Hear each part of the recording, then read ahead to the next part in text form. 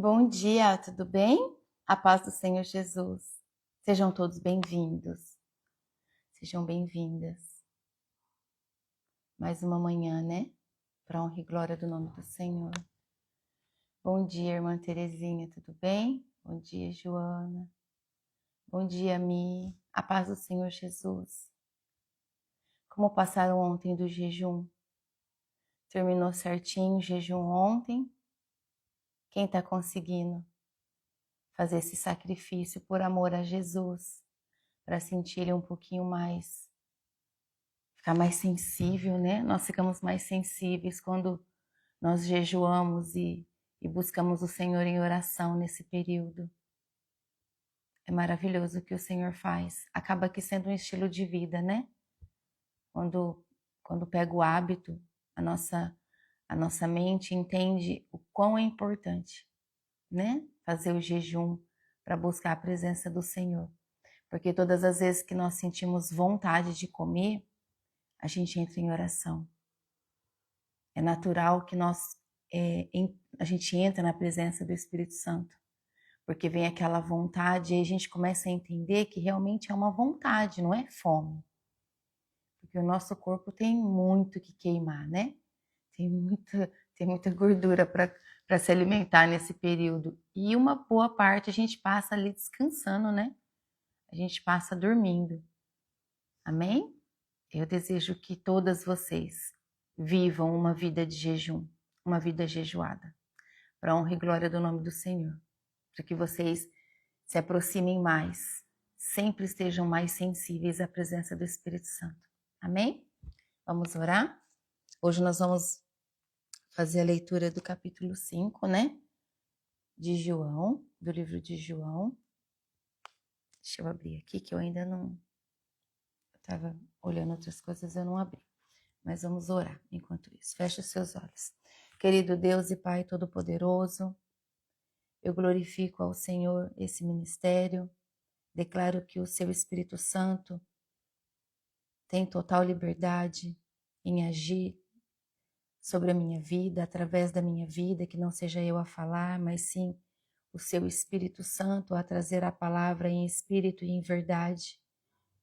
Que essa palavra alcance o coração de todos que estiverem aqui presentes, ouvindo a palavra do Senhor. É isso que eu te peço, Pai, no nome santo e poderoso do Senhor Jesus. Eu glorifico a minha vida ao Senhor, dou graças ao Senhor por mais uma manhã na sua gloriosa presença. Apresento ao Senhor a vida de todos que estão aqui, Pai, nessa hora, com o coração aberto a receber a palavra do Senhor. Todos que estão aqui sedentos, Senhor, da Tua presença, sedentos por transformação, sedentos por conhecimento da verdade. Obrigada, meu Deus. Em nome de Jesus, eu agradeço ao Senhor. Em nome de Jesus. Obrigada por quem o Senhor é na nossa vida. O Senhor é tudo que nós precisamos. O Senhor é tudo de mais importante na nossa vida. E toda honra e toda glória sempre será dada ao Senhor, todos os dias, em nome de Jesus. Amém. Amém? Aleluia. Vamos começar então? Deixa eu abrir aqui para eu acompanhando o que eu trouxe para vocês. Então vai ser capítulo 5 do livro de João. Esse capítulo, ele destaca 3 temas centrais para nós, né? É um capítulo poderoso, porque tem 3 temas muito importantes. Ele traz para nós sobre a cura de um paralítico no tanque de Betesda. Ele vai trazer o conflito com os líderes religiosos por causa do sábado e da autoridade de Jesus. E também sobre a declaração da divindade de Jesus Cristo, né? E a sua autoridade para julgar e dar vida. Então, aqui nós vamos ver que Jesus, ele não é apenas um curador, não é isso. Ele é o Filho de Deus, com autoridade sobre a vida, sobre a morte e a lei do juízo. Amém? Então vamos lá. Do versículo 1 ao 9 vai trazer para nós sobre a cura do paralítico no tanque de Betesda. Depois disso, houve uma festa dos judeus e Jesus foi até Jerusalém. Ali existe um tanque que tem 5 entradas e que fica perto do portão das ovelhas. Em hebraico, esse tanque se chama Betesata. Perto das entradas estavam deitados muitos doentes, cegos, aleijados e paralíticos. Esperavam o movimento da água, porque de vez em quando um anjo do Senhor descia e agitava a água. E o primeiro doente que entrava no tanque, depois disso, sarava de qualquer doença. Entre eles havia um homem que era doente fazia 38 anos. Jesus viu o homem deitado e, sabendo que fazia todo esse tempo que ele era doente, perguntou: Você quer ficar curado? E ele respondeu: Senhor, eu não tenho ninguém para me pôr no tanque quando a água se mexe. Cada vez que eu tento entrar, outro doente entra antes de mim. Então Jesus disse: Levante-se, pegue sua cama e ande. No mesmo instante, o homem ficou curado, pegou a sua cama e começou a andar. Isso aconteceu no sábado. Por isso, os líderes judeus disseram a ele: Hoje é sábado e a nossa lei não permite que você carregue a sua cama nesse dia. Glórias a Jesus. Aqui diz assim para nós, ó. Nós vamos orar, tá bom, minha irmã? Amém. Aqui nos traz assim. Jesus, então, provavelmente a festa que mostra aqui para nós logo no início, né? Que fala, houve uma festa dos judeus. Então, depois disso, houve uma festa e Jesus foi até Jerusalém. Aqui, essas festas provavelmente são uma das festas principais das quais Jesus participava, que era a Páscoa, a Pentecostes ou a festa dos tabernáculos. Então, Jesus sempre participava dessas festas, mostrando o quê? Um compromisso com a lei diante do povo, mesmo ele sendo a própria lei, mesmo ele sendo o cumprimento da lei, entende? Então, quando Jesus ali se aproxima, logo na entrada ali do tanque de Betesda, né? Logo que ele entra ali à porta das ovelhas, ali há um tanque que nós vimos. Então, o que significa aqui? Betesda significa casa de misericórdia, para quem não sabe. E os 5 porticos, né, as 5 portas, abrigavam doentes à espera de cura. Isso que acontecia ali naquele lugar. Então, o que essa parte nos traz? Que mesmo em lugares de sofrimento, Deus prepara cenários de milagres. É assim na nossa vida até hoje. Mesmo em cenários de sofrimento. Então, ali era um lugar de muito sofrimento. Ali só ficavam pessoas doentes, pessoas aleijadas, pessoas cegas. Pessoas que precisavam de um milagre. Imagina, um lugar de tristeza, porque todos que estavam ali estavam esperando a oportunidade de entrar naquelas águas, não é? Para poder receber o milagre. Então aqui o Senhor nos traz que, mesmo em lugar de sofrimento, Deus prepara cenários de milagres. Então o versículo 3 e 4 aqui, quando traz que ali então havia multidões de enfermos, e eles ficavam esperando a água se movimentar. Embora o versículo 4 não apareça em todos os manuscritos antigos, tá? Ele explica a crença popular daquela época, que alimentava a esperança dos enfermos, que era o que aqui no versículo 4? Porque de vez em quando um anjo do Senhor descia e agitava as águas. Então que fique bem claro que existe alguns manuscritos antigos que esse versículo não é citado dessa forma, tá bom? Então, qual que é a reflexão aqui para nós? As pessoas muitas vezes esperam soluções místicas, quando a verdadeira cura está na presença do Senhor Jesus. É o Senhor Jesus que traz a cura para nós. É Ele que nos traz a libertação de cativeiros espirituais que nos aprisionam, que nos traz o sentimento de vazio, a tristeza. Entende? Então, nós precisamos entender que não são soluções, que não existe mágica, não é isso. É a presença de Jesus, é caminhar com Jesus, é obedecer o que as escrituras sagradas dizem e ser obediente e viver debaixo da palavra. É isso que nós precisamos aprender a fazer. E quando você aprende, você não volta mais para trás, é um caminho sem volta. Quem bebe dessa água nunca mais vai ter sede. É uma verdade que você precisa desejar viver para você se posicionar com o Senhor. Depois diz que esse homem ficou ali 38 anos. Imagina você, 38 anos que ele estava ali padecendo de uma enfermidade. 38 anos simboliza quase uma vida toda, não é? É um longo prazo. Talvez toda a vida adulta dele, não é?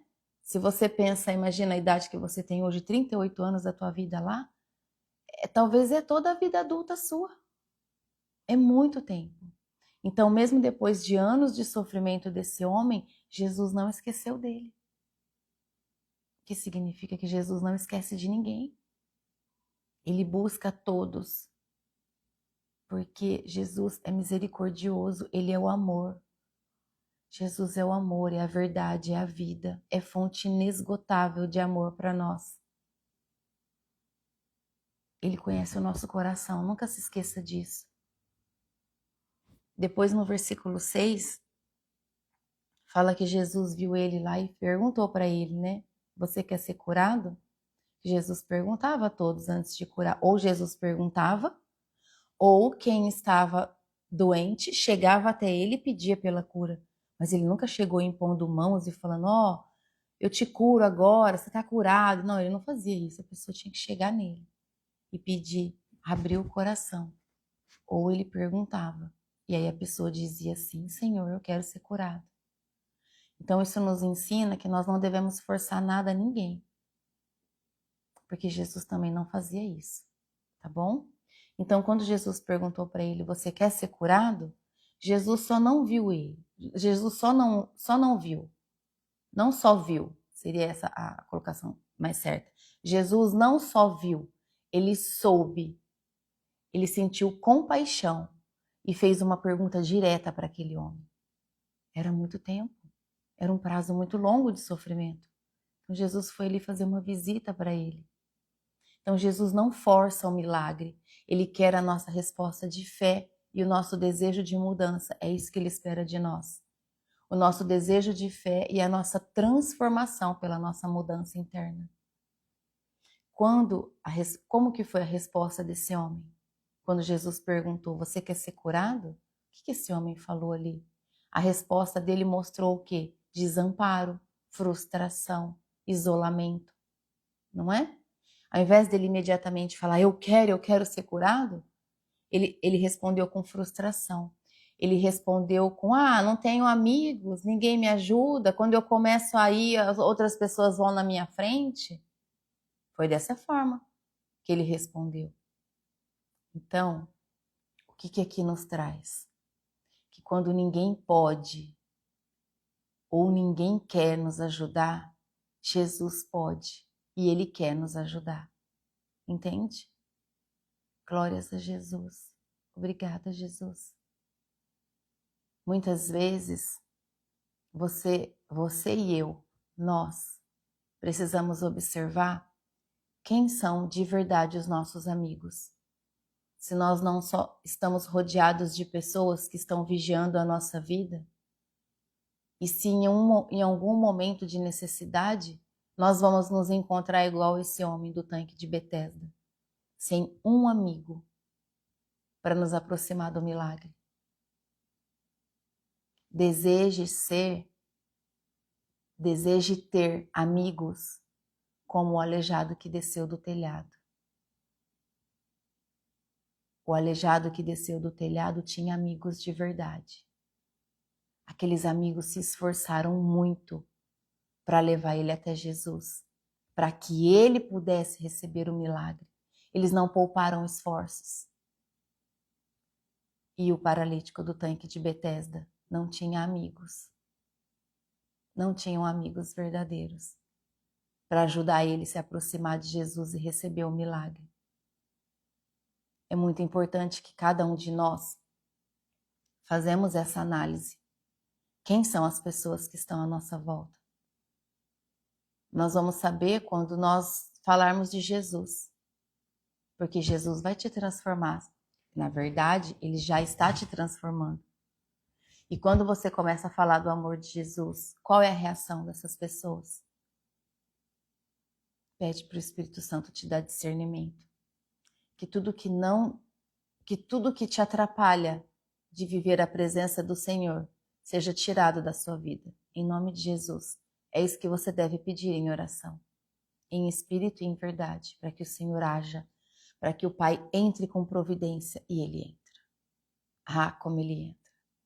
Eu vejo o poder de Deus nas orações. Quando eu oro em ambientes e falo, tira tudo que afasta essa pessoa do Senhor, ou até para mim mesmo. Tudo que for de mentira, tudo que for de engano, que caia por terra, que saia pelo teu poder, em nome de Jesus, e sai. Orem dessa forma para vocês verem quantas pessoas vão se afastar de vocês. E não fiquem tristes, tá bom? É porque na sua vitória, essas pessoas não se alegrariam. Vamos continuar aqui no versículo 8, então, quando Jesus falou para ele. Jesus dá uma ordem direta para ele, não é? Jesus dá uma ordem direta para ele, restaurando o corpo dele e a dignidade dele como homem.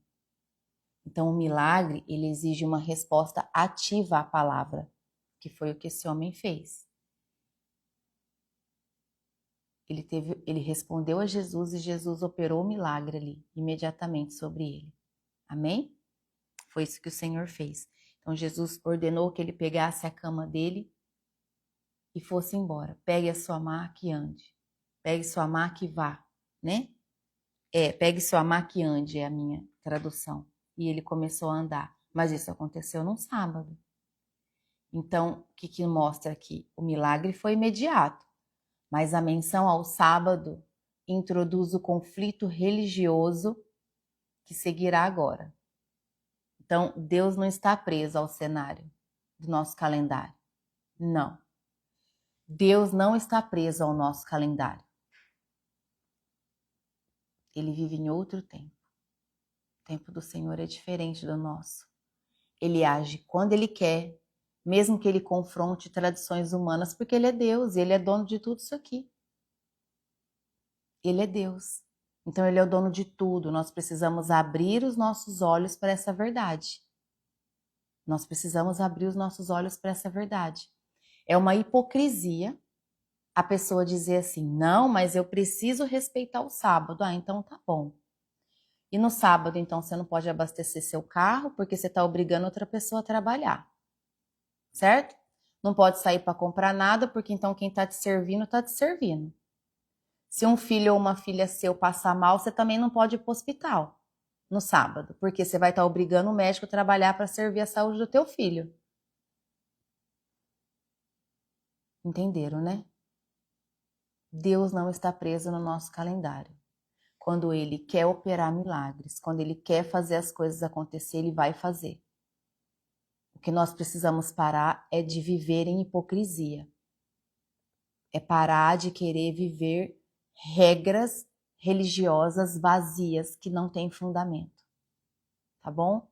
Nós precisamos descansar? Sim, nós precisamos descansar um dia na semana.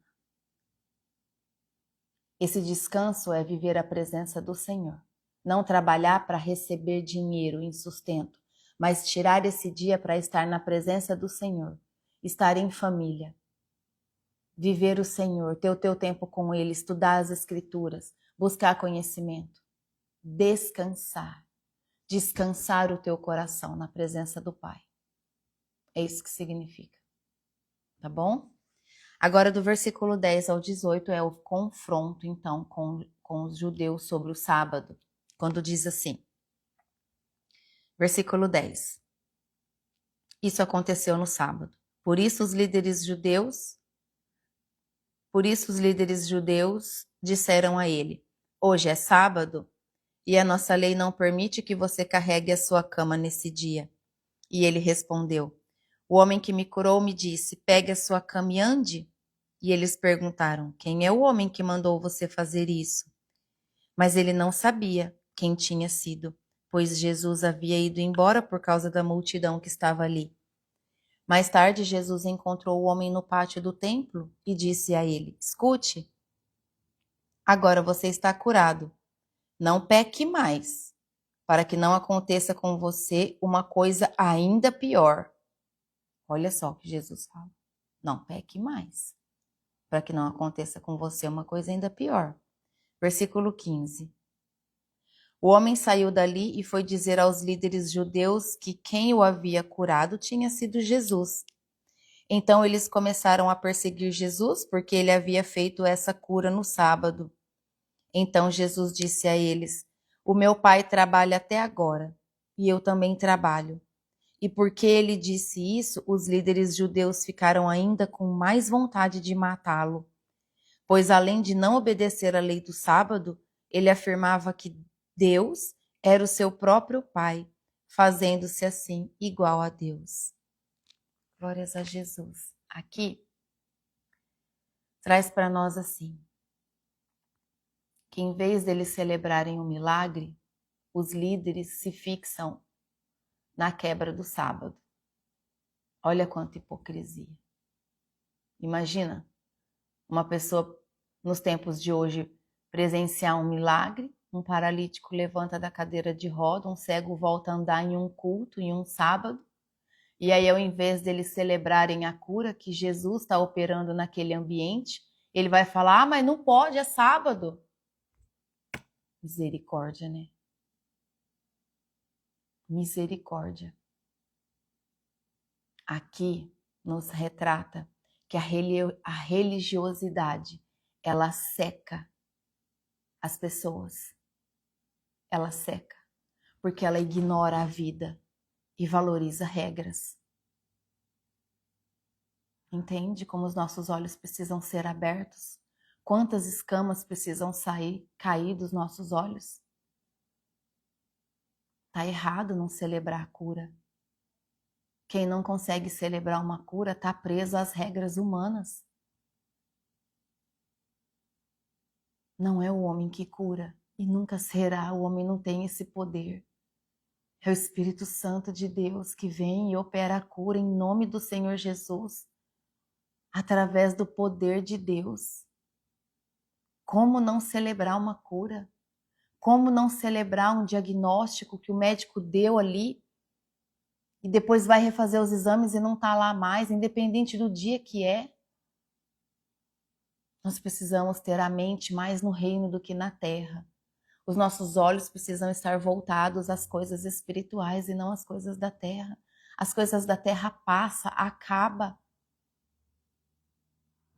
A traça corrói. As coisas do reino não, são eternas. É isso que a palavra do Senhor nos promete. Essa é a promessa do Pai para nós. Entende? Depois aqui, esse homem transfere a responsabilidade para Jesus, né?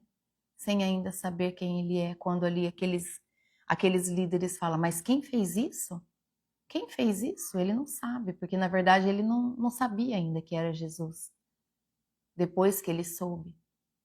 Mas ali quando Jesus fez a cura e saiu, ele evitou o quê? Um tumulto ali. Jesus sempre evitou a autopromoção. É isso que nós não devemos fazer. Querer se autopromover diante dos homens. Não. Jesus não fez isso.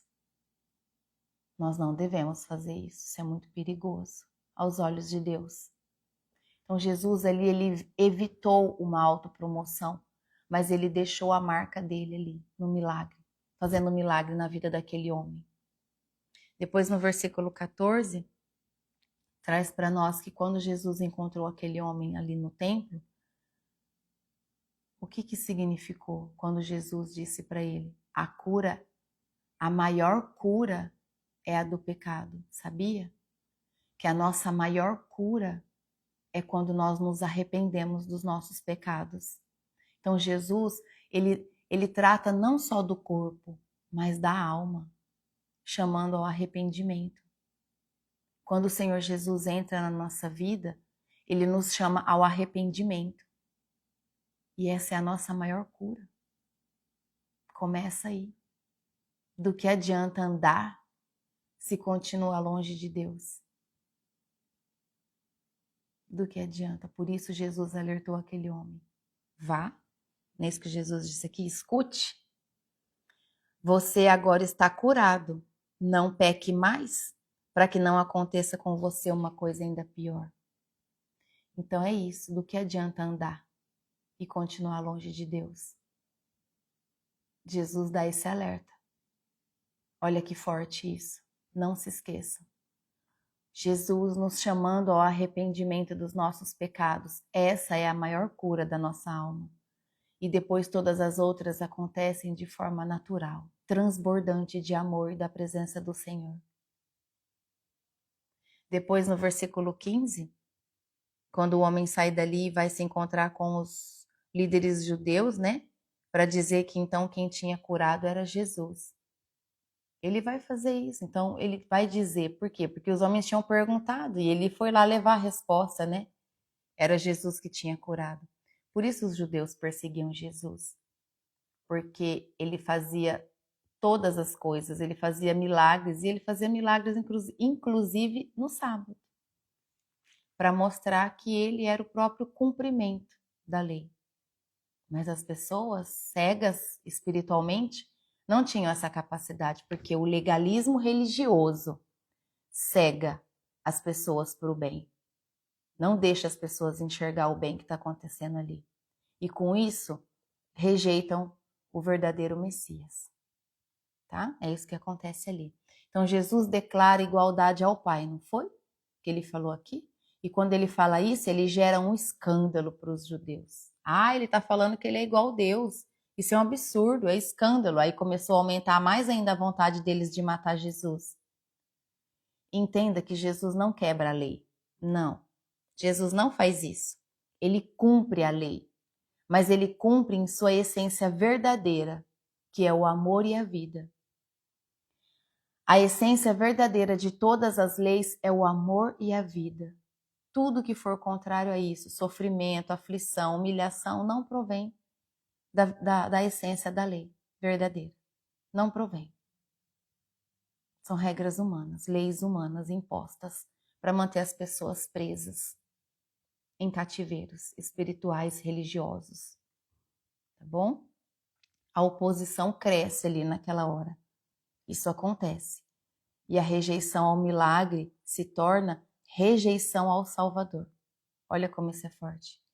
Quando eles rejeitavam o milagre, eles estavam rejeitando ao Senhor. Então, em tempos até hoje, quando nós vemos as pessoas rejeitar os milagres, a pessoa vê, mas não crê, ela está rejeitando o próprio Senhor Jesus ali. É isso que ela está fazendo. Agora, do versículo 19 ao 47, vai trazer para nós a autoridade do Filho de Deus. Quando diz assim, ó, que é o discurso sobre a autoridade e o julgamento. Então Jesus disse a eles: eu afirmo a vocês que isso é verdade. O filho não pode fazer nada por sua própria conta, pois ele só faz o que vê o pai fazer. Tudo que o pai faz, o filho também faz. Pois o pai ama o filho e lhe mostra tudo o que está fazendo, e vai mostrar a ele coisas ainda maiores do que essas, e vocês vão ficar admirados. A minha tá toda grifada nessa parte, se você quiser grifar, porque realmente é muito forte essa parte, porque fala de Jesus com o Pai. E isso nos ensina também como pais humanos, que os nossos filhos, eles copiam os nossos exemplos. Então nós precisamos representar aos nossos filhos uma boa conduta, uma boa imagem, um bom comportamento, tá bom? Versículo 21. Porque assim como o Pai ressuscita os mortos e lhes dá a vida, assim também o Filho dá a vida aos que ele quer. O Pai não julga ninguém, mas deu ao Filho todo o poder para julgar, a fim de que todos respeitem o Filho, assim como respeitam o Pai. Quem não respeita o Filho, também não respeita o Pai que o enviou. Aleluia. Aqui, o que nós vemos aqui, logo nesse início? Jesus, ele age com total unidade e obediência ao Pai. Esse é o posicionamento de Jesus. Ele é obediente, Nós já lemos e estamos vendo que em várias passagens a obediência de Jesus é um exemplo para nós. Então, o modelo de Jesus é a dependência total de Deus. É o que nós devemos seguir. É esse modelo. Nós devemos seguir essa total dependência de Deus na nossa vida. Nós não somos capazes de fazer nada se Ele não estiver com a gente. Tudo que você faz sem a presença do Senhor dá errado. Atrasa o teu tempo. Atrasa você de viver o propósito de Deus na sua vida. Então não queira fazer as coisas pela força do seu braço ou por se achar sábio demais, que você vai quebrar. Você vai se decepcionar. Tá bom? Porque nós somos dependentes do Pai. Então, não se pode amar a Deus e rejeitar Jesus. Não tem como. Como que a pessoa fala, eu amo a Deus, mas eu rejeito Jesus? Não tem como. Eles são inseparáveis. Eles são inseparáveis. Não tem como. Você ama a Deus e também ama a Jesus, porque eles são um. Eles são inseparáveis, são pai e filho. A salvação que nós vemos aqui, que ela vem, é pela fé. É pela nossa fé. Por isso nós devemos amar a Deus acima de todas as coisas. Obedecê-lo. Amar a Jesus. Aceitar Jesus como nosso único Senhor e Salvador. Amém? Aqui no versículo 24 diz assim: eu afirmo a vocês que isso é verdade. Quem ouve as minhas palavras e crê naquele que me enviou tem a vida eterna e não será julgado, mas já passou da morte para a vida. Então aqui é isso que fala. A salvação é pela fé. O juízo é evitado por causa de Cristo. Aceitar Jesus é aceitar a Deus e receber a salvação. Tá bom? Versículo 25. Eu afirmo a vocês que isso é verdade. Vem a hora, e ela já chegou, em que os mortos vão ouvir a voz do Filho de Deus, e os que a ouvirem viverão. Assim como o Pai é a fonte da vida, assim também fez o Filho ser a fonte da vida. E ele deu ao Filho autoridade para julgar, pois ele é o Filho do homem. Não fiquem admirados por causa disso, pois está chegando a hora em que todos os mortos ouvirão a voz do Filho do homem e sairão das suas sepulturas. Aqueles que fizerem o bem vão ressuscitar e viver, e aqueles que fizerem o mal vão ressuscitar e serem condenados. Aqui traz para nós que Jesus declara sua autoridade. É isso que ele faz aqui. Ele declara sua total autoridade sobre a ressurreição e o destino eterno de cada um. Então há dois destinos. Dois destinos. Jesus é a chave para a vida eterna. Se você não aceita Jesus, onde você vai estar? Você vai viver numa vida de condenação, de tormento, de sofrimento. É a verdade que a palavra de Deus nos revela. Então nós precisamos amar a Jesus, caminhar com Ele, pedir a ajuda dEle, aceitá-lo como nosso único Senhor e Salvador o tempo todo. Devemos desejar ser cheias do amor de Jesus, para que haja um transbordo sem parar, que seja inesgotável o transbordo do amor de Jesus através da tua vida para quem precisa. Amém? Agora do versículo 30, no versículo 30 diz assim, ó, começa a falar sobre os testemunhos a favor de Jesus, né? Então diz assim, ó, Jesus continuou a falar com eles e ele disse: eu não posso fazer nada por minha própria conta, mas julgo de acordo com o que o Pai me diz. O meu julgamento é justo porque não procuro fazer a minha própria vontade, mas a vontade daquele que me enviou. Então aqui Jesus reafirma a sua submissão ao Pai. Jesus, ele reafirma que ele é submisso ao Pai, que ele faz a vontade do Pai diante de todas as coisas.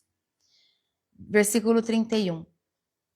Se eu dou testemunho a favor de mim mesmo, então o que eu digo não tem valor. Mas existe outro que testemunha a meu favor, e eu sei o que ele diz a respeito de mim. que o que ele diz a respeito de mim é verdade. Vocês mandaram fazer perguntas a João, e o testemunho que ele deu é verdadeiro. Eu não preciso que ninguém dê testemunho a meu favor, mas digo essas coisas para que vocês sejam salvos. João era como uma lamparina que estava acesa e brilhava, e por algum tempo vocês se alegraram com a luz dele. Mas eu tenho um testemunho ao meu favor, ainda mais forte do que o que João deu.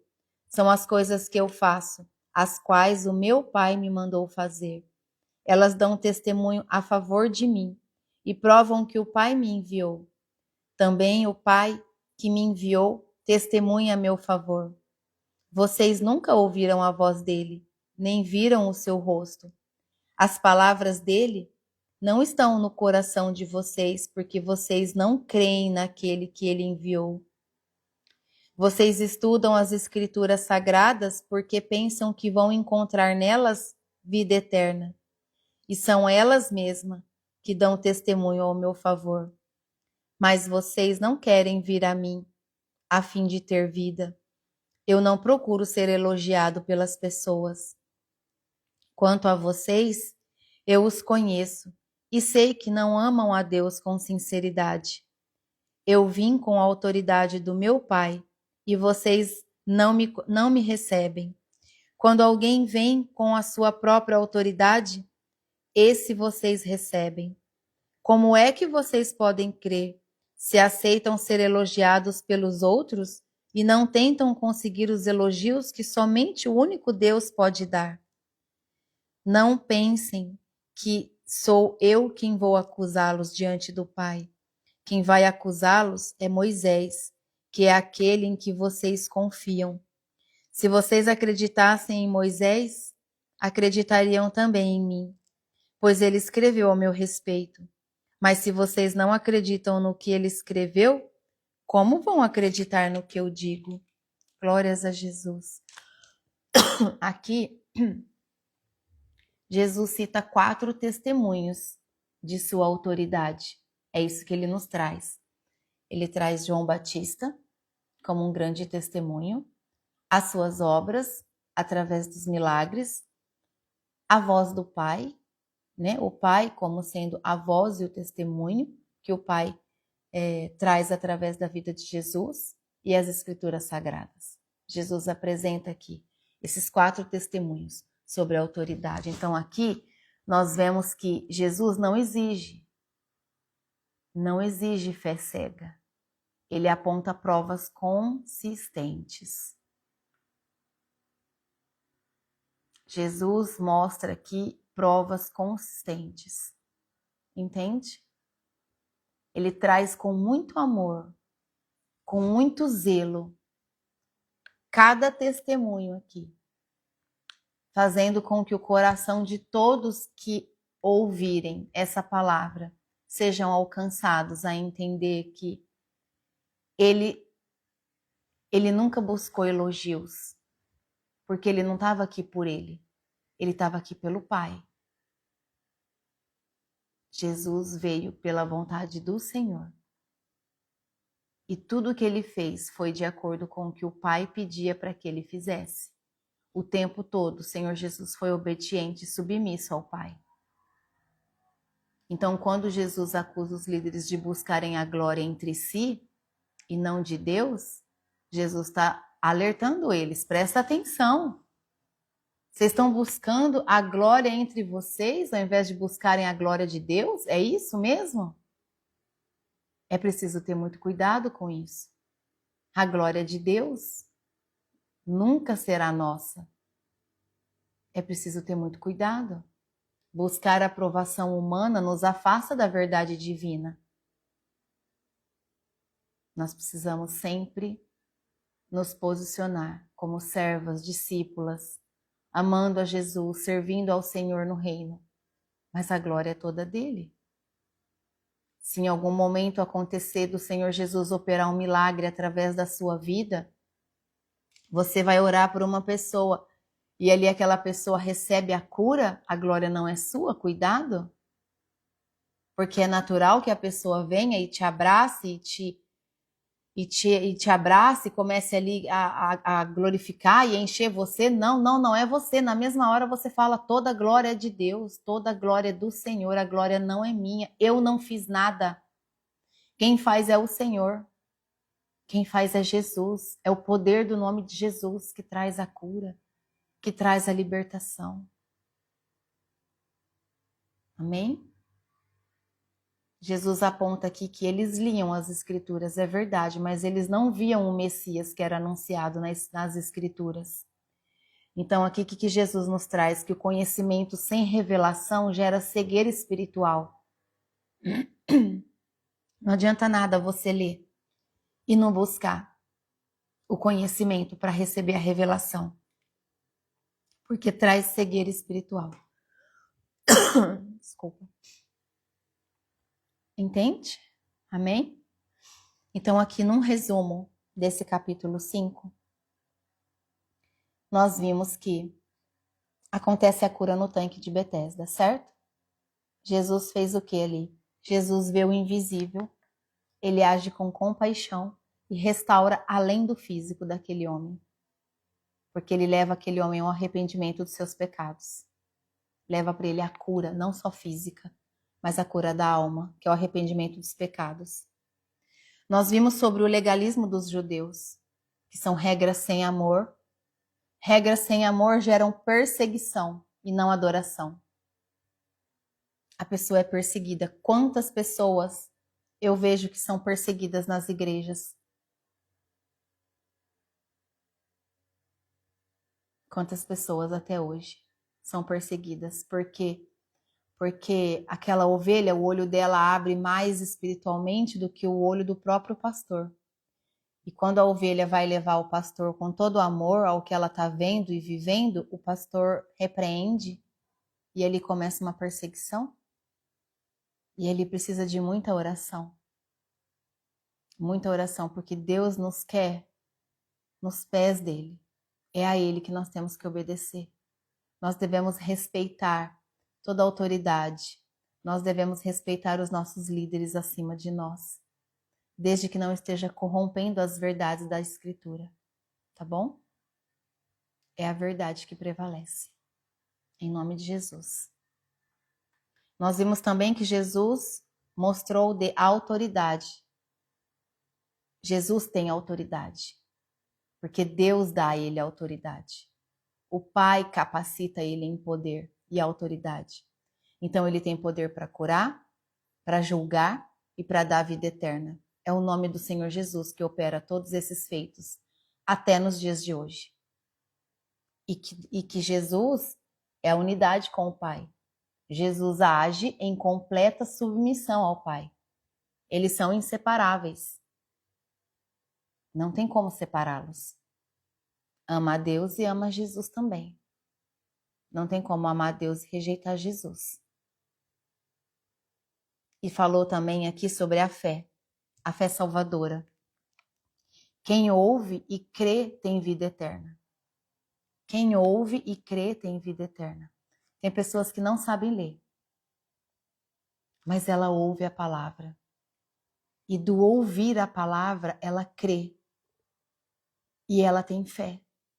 E essa fé é aumentada cada dia mais que ela ouve a palavra. Essa é a fé salvadora. Aquela que te queima.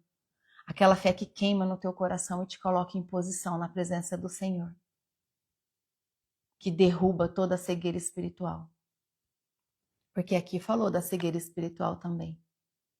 Conhecer a letra sem o espírito gera rejeição sobre a verdade. É o que eu acabei de falar. Tem gente que não sabe ler e consegue gerar a fé em espírito e em verdade. Olha como isso é forte. E tem os que lê e continua vazio porque rejeita a verdade. Só lê. Lê para falar, eu já li 20 vezes a Bíblia. Parabéns, irmã. Você entendeu? Você conseguiu absorver toda a verdade? Você está vivendo a verdade que você leu? Porque não adianta nada só ler. Tem que gerar. Tem que gerar, como nós estamos fazendo aqui, cada capítulo, gerando a verdade, gerando conhecimento, deixando criar raízes dentro de nós sobre a verdade da palavra do Pai, sobre a palavra de Jesus. Amém? Esse capítulo ele nos confronta em duas realidades que nós não temos como fugir. A graça de Jesus que cura, restaura e nos oferece a vida eterna que nós buscamos.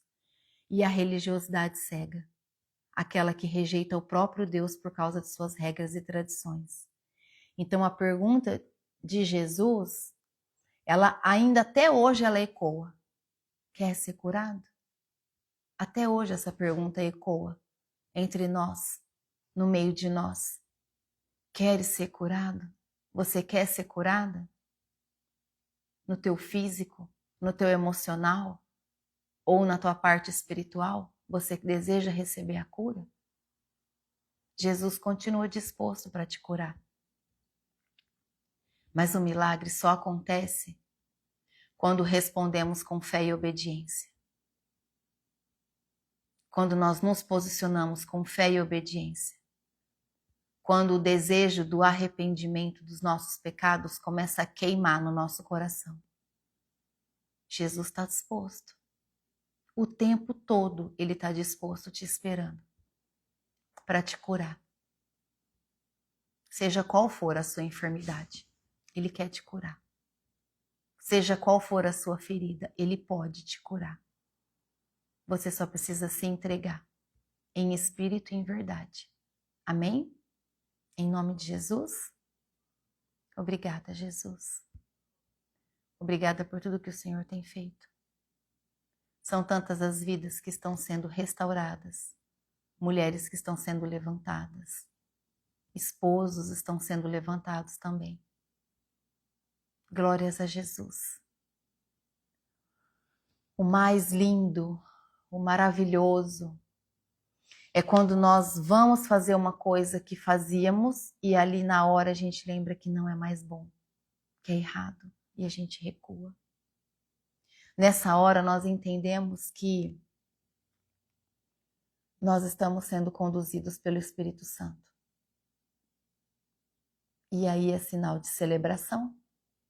Por quê? Porque está acontecendo uma cura, está acontecendo uma transformação, está acontecendo um posicionamento diferente. E isso é lindo, é maravilhoso. Então hoje nós vamos pedir, em nome de Jesus, pela nossa cura, para que toda cegueira espiritual caia por terra, em nome do Senhor Jesus. Pela nossa cura emocional, pela nossa frieza espiritual, por toda frieza espiritual, que caia por terra em nome de Jesus. Que quando você estiver fazendo algo e ali no seu coração vier aquele desejo de orar naquela hora, para o que você está fazendo, obedeça. Porque é naquela hora que a janela está sendo aberta para você orar. Está lavando louça, está limpando a casa, está fazendo um trabalho no seu serviço. E se veio ali na sua mente a imagem de você orando, queimou no teu coração para você orar, para o que você está fazendo e faça isso. Porque a janela está sendo aberta naquela hora para você orar. Entende? Ah, mas eu vou estar dentro do ônibus e me deu vontade de orar. Tudo bem, não tem problema. Abaixa a sua cabeça ali, ó. E faz a sua oração. E daí quem está do lado? Não é a pessoa que está do lado que vai te salvar. Começa a orar baixinho. Porque tem que ter um sussurro. O mundo espiritual precisa ouvir. Mesmo que seja um sussurro. E ali você começa a orar. Agradeço ao Senhor porque eu estou indo para o meu trabalho. Porque o Senhor me ama. Porque só o Senhor pode me curar. Começa a orar. Começa a orar. Não perca a janela de oração na tua vida. Não perca a janela de oração. Veio na sua mente, veio a vontade no seu coração, para e ore. Comece a ser obediente e você vai ver as coisas começarem a acontecer na sua vida. Amém? Em nome de Jesus, vamos orar. Feche os seus olhos.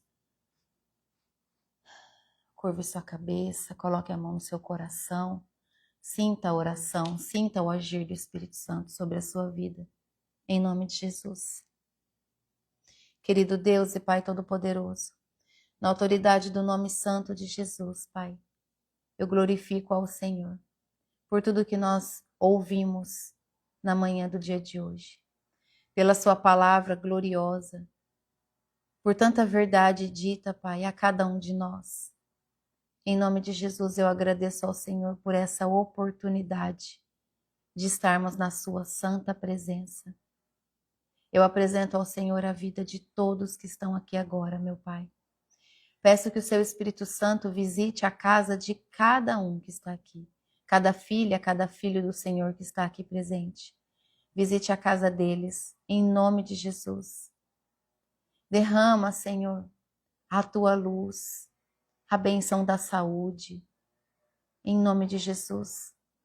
Eu declaro, Senhor, que as famílias receberão da tua bênção em uma grande porção e haverá restauração de tempo de mesa em nome de Jesus. Haverá restauração de relacionamentos nessa família em nome do Senhor Jesus. Eu declaro que haverá cura emocional, cura física, cura espiritual, em nome de Jesus. Eu selo todas as feridas da alma com o sangue do Cordeiro agora, em nome de Jesus, e te peço, Pai, visita essa filha, visita esse filho do Senhor. Transborde sobre eles o teu amor, a tua misericórdia. Que o teu Espírito Santo os constranja diante de uma ação que não agrada o coração do Senhor. Vai, Espírito Santo, toma esse ambiente, transforma essa família, transforma o coração dessa mulher, o coração desse homem. Transforma, Espírito Santo. Eu peço ao Senhor, em nome de Jesus, ajude todos, Pai, a buscarem Jesus em espírito e em verdade. Que todos reconheçam a necessidade do arrependimento dos seus pecados. É o arrependimento dos pecados, Pai, o primeiro passo de cura, o primeiro passo para serem curados, para se aproximarem de Jesus, receberem Jesus como seu único Senhor e Salvador, declararem isso, Senhor, em público. Ó Deus, ajude os seus filhos, Senhor, a se posicionarem na sua santa e gloriosa presença, a fim de que eles recebam a salvação, Pai. Ensina-os, meu Deus, em nome de Jesus. Que toda cegueira espiritual caia por terra agora, em nome do Senhor Jesus. Que toda escama dos olhos, Senhor, caiam uma a uma. Que todos possam enxergar com olhos espirituais o teu reino, a qual todos nós devemos servir. Devemos ser discípulos do Senhor. Levar a tua palavra a todo aquele que precisa, derramar o teu amor. Levar a tua luz onde há trevas, Pai. Em nome de Jesus, Senhor, eu peço, auxilie a todos nós a fazermos o teu reino, a fazermos o ID, nos posicionar como discípulos do Senhor. Obrigada, meu Deus. Obrigada pela sua presença. Protege a nossa vida. É isso que te pedimos em nome de Jesus. Consagramos ao Senhor a nossa vida, a nossa casa, os nossos filhos, a vida do nosso cônjuge. Consagramos ao Senhor e te pedimos para que o Senhor nos guie. Tome o seu lugar de honra, Pai, na nossa casa. Toma o seu lugar de honra, Espírito Santo de Deus, dentro da nossa casa. Organiza todas as coisas que estão fora do lugar. Coloque tudo em ordem. Nós damos total liberdade ao Senhor para que isso seja feito, em nome de Jesus. Forja a nossa mente, que a nossa mente seja como a mente de Cristo. Desejamos ter um coração quebrantado e humilde, assim como o de Jesus. Enche-nos, Pai, do teu amor. Enche-nos de forma a transbordar todo o tempo, Senhor. Nos chama para mais perto. Nos chama para mais perto, Senhor. Que os nossos ouvidos estejam sensíveis à sua voz. Que o nosso espírito esteja sensível, Senhor, à tua doce presença. É isso que nós te pedimos nessa hora desse dia, Pai. Em nome de Jesus. Declaramos a nossa total dependência do Senhor. Declaramos que sem o Senhor não somos nada e não podemos fazer nada que é certo. Nós dependemos do Senhor para todas as coisas. Obrigada, meu Deus. Obrigada, Jesus. Obrigada, Espírito Santo de Deus, por nos conduzir, por nos guiar, por não desistir de nós, por respeitar o nosso tempo e nos auxiliar em tudo que nós precisamos. Pai, em nome de Jesus, eu declaro que esse ministério é do Senhor. Eu glorifico ao Senhor esse ministério e declaro que toda honra e toda glória é do Senhor e assim sempre será todos os dias da minha vida, enquanto eu viver. Obrigada, Pai, pela presença do Senhor nessa manhã. Em nome de Jesus, nós te agradecemos. Amém. Obrigada, Jesus. Obrigada, Jesus. Aleluia. Glórias a Jesus. Amém? Despertador, 9 horas. Estamos glorificando o nome do Senhor. Eu declaro, minha irmã Leide, em nome de Jesus, que a sua viagem estará sendo protegida pelas mãos do nosso Senhor e que Ele protegerá a sua ida, a sua permanência e a sua volta, em nome do Senhor Jesus. Em nome do Senhor Jesus. Ah, você não vai voltar? Deixa eu ler de novo, pera um pouquinho. A ida a Portugal, pois não irei morar lá e não mais voltar. Ah, você irá morar lá, então eu vou orar. Querido Deus e Pai Todo-Poderoso, na autoridade do nome santo de Jesus, eu peço que o Senhor abençoe. Abençoe a viagem da sua filha Leide. Abençoe a vida dela, Pai. Abençoe a ida dela até essa cidade, até Portugal. Em nome de Jesus. Que a sua vontade seja feita na vida dela. Que todos os planos e os propósitos do Senhor se façam presentes e vivos no coração, na alma e no espírito dela. Em nome de Jesus. Amém. Amém? Que o Senhor Jesus abençoe todos vocês. Que vocês possam viver um dia abençoado. Em nome de Jesus. Sempre. Porque todos os dias, quando nós estamos na presença do Pai, nós vivemos um dia de bênção, né? Nós vivemos um dia de bênção, em nome de Jesus. Divorciei e ele quer voltar. Tem 3 meses. Mas eu quero restaurar. Você deseja restaurar o seu casamento? É isso, minha irmã? É isso? Responde para mim, para eu orar certo. Você deseja restaurar o seu casamento? Que vocês estão separados? Tem 3 meses? Responde para mim. É isso? Ok. Vamos orar? Vamos interceder? Em nome de Jesus? Pai, em nome do Senhor Jesus, eu peço que o Senhor, nessa hora, envie os seus anjos. Anjos ministradores de paz. Pelo teu poder, Pai. Pela autoridade do nome santo de Jesus Cristo. Que os seus anjos entrem na casa da sua filha agora, da sua filha Rizoni agora, em nome de Jesus. Anjos do Senhor, entrem nesse ambiente com espadas banhadas em fogo. Levantem essas espadas e lancem fogo em todo o ambiente, purificando, abrindo os caminhos, trazendo a restauração para esse casamento, para a honra e glória do nome do Senhor. Que tudo que não for teu, Pai, nesse ambiente, seja queimado agora pelo fogo do teu Espírito Santo, em nome de Jesus. Que todo objeto que não for do Senhor, que está nessa casa, sendo como um portal para trazer contenda nesse casamento, que seja revelado agora, em nome de Jesus. Mostra, Senhor, para sua filha o que está nessa casa, servindo como portal para demônios, para trazer contenda, para trazer discussão.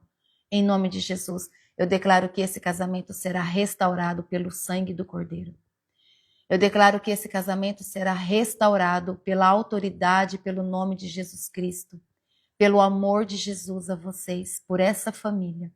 Eu declaro que haverá tempo de restauração, tempo de mesa, tempo de qualidade, que toda a família se levantará para glorificar e exaltar o nome do Senhor, porque a restauração, Pai, será de forma sobrenatural.